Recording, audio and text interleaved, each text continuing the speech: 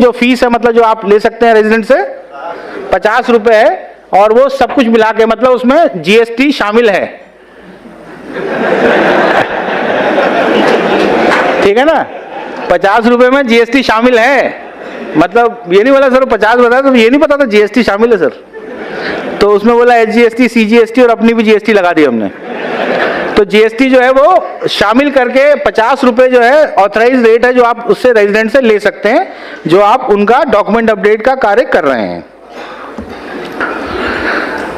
अच्छा, अब ऑनलाइन कैसे करेंगे, इसकी प्रक्रिया क्या है कि ऑपरेटर जो है अपना स्कैन और डॉक्यूमेंट को अपलोड कर लेंगे और उसकी रिक्वेस्ट है उसको ईसीएमपी में सबमिट कर देंगे।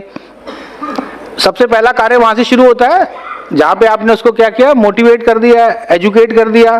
तो उसमें पहले आपने बीच में ये भी देख लेते हैं कि क्या इसका, आप भैया आधार कार्ड दिखा दो अपना, और क्या देखोगे दूसरी चीज, कोई भी पीओआई डॉक्यूमेंट है आपके पास। मैं उनको बता रहा हूँ वो कैसे टारगेट करते हैं, कैसे मतलब पूछते हैं रेजिडेंट से जब बात करते हैं। हमारे पास क्या है, जो आधार सेवा केंद्र है उसमें लोग अपना पब्लिक ग्रीवेंस को सॉर्ट आउट करने के लिए भी आते हैं कि जी मेरी ये समस्या है, इसको कैसे होगा और ये क्या होगा, या मेरा आधार नहीं बन रहा है, आपके पास भी आते होंगे।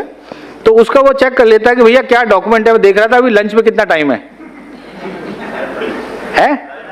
अभी 15 मिनट नहीं। वो श्रीनिवास जी के पास काफी वो है मसाला, सर वेट कर रहे हैं कि मैं कब छोड़ूं और मैं भी वहां से दे पाऊं आपको, है। तो 50 रुपीज जो है वो चार्जेस हैं। ये प्रोसीजर आप देखना चाहेंगे या ज्ञान है?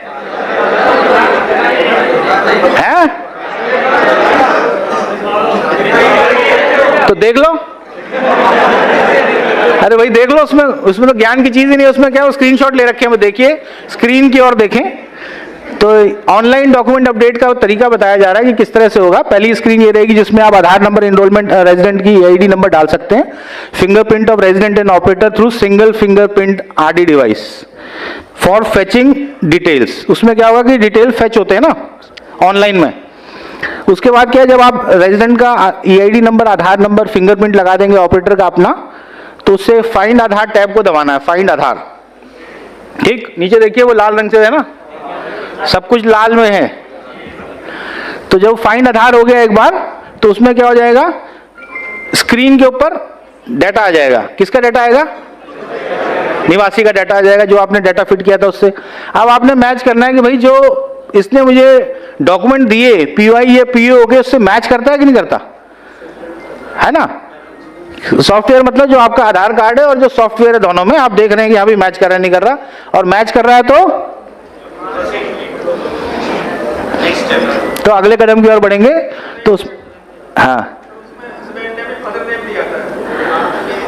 हाँ क्या आती है दिक्कत, क्या आ रही है? अच्छा, केयर ऑफ एक्चुअली पुराना वाला वो है, वो फादर नेम और हस्बैंड नेम नहीं आता उसमें। हाँ, चलिए इसके ऊपर अभी चर्चा करेंगे बाद में। पहले ज्ञान पूरा ले लो, उसके बाद प्रश्न उत्तर का जब सेशन होगा ना उसमें इस पे चर्चा होगी। हाँ, तो उसमें क्या हो गया अभी, पीओ क्या बोला? हाँ विवेक जी क्या कह रहे हो? अच्छा, मैं कहा लंच बोल दिया, अभी नहीं है।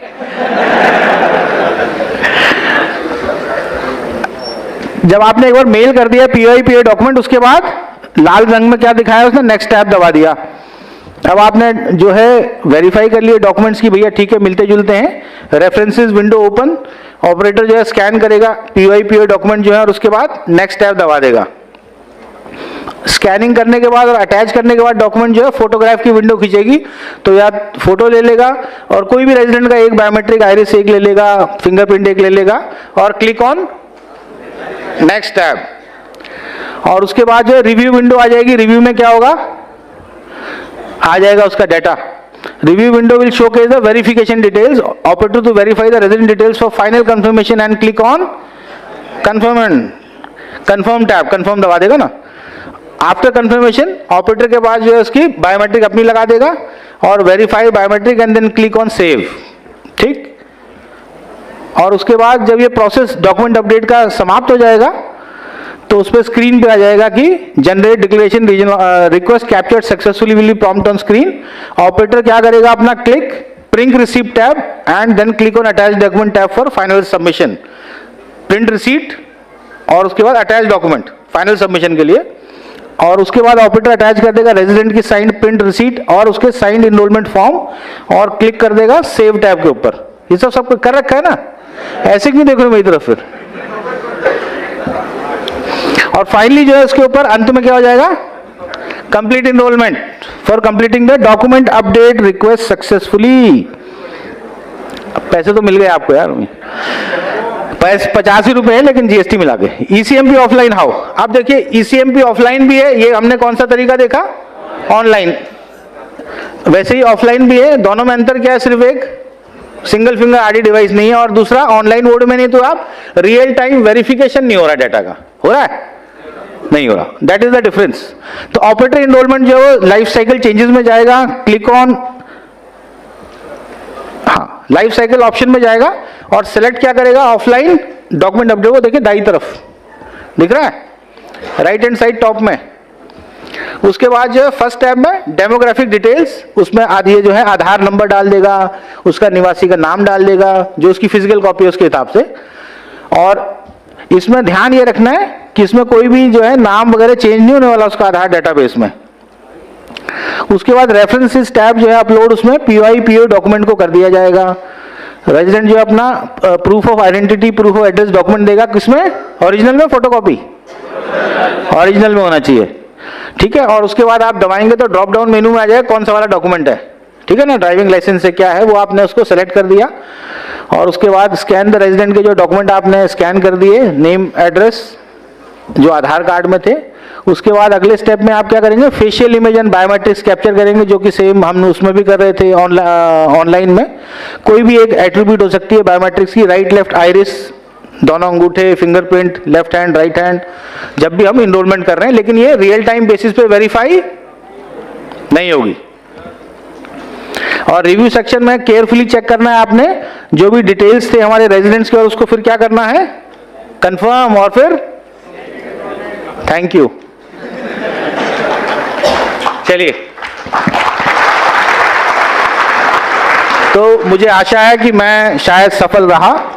एक आध कोई, देखो हर कक्षा में एक ना एक विद्यार्थी होता है जो चैलेंजिंग होता है, तो एक चैलेंजिंग थे आदमी, लेकिन मैं आप सबको बांध पाया।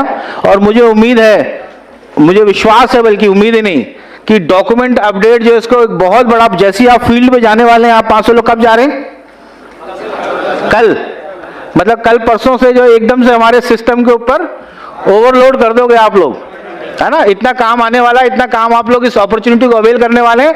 इस नॉलेज को जो आपने यहाँ ग्रहण करने वाले हैं, सीखने वाले हैं, अपने तक मत रखिएगा, कृपया पास इट ऑन। 2-3-4 लोगों को अवश्य दें, उन 2-3-4 को बोलो आगे 2-3-4 को दें। चेन सिस्टम सुना है ना, कौन सी पिक्चर में था, तो कृपया चेन बनाएं और इसको जो एक मतलब फील्ड में हमें दिखना चाहिए कि अभी हर रोज में जो एकदम से जो हमने ट्रेनिंग यहाँ पे यूआईडी और सीएससी की पार्टनरशिप में आपको जो ट्रेनिंग मिल रही है, जो आप ट्रेनिंग ले रहे हैं, इसका आप संपूर्ण लाभ उठाएं। तो ये मैं आशा कर सकता हूं आप सबसे। ये ऊपर वाले कुछ नहीं बोल रहे हैं, वो लंच के वो पहले देख रहे हैं, पीछे हम उतरेंगे। तो आप करेंगे ये काम अभी। चलिए, बहुत बहुत धन्यवाद, थैंक यू वेरी मच।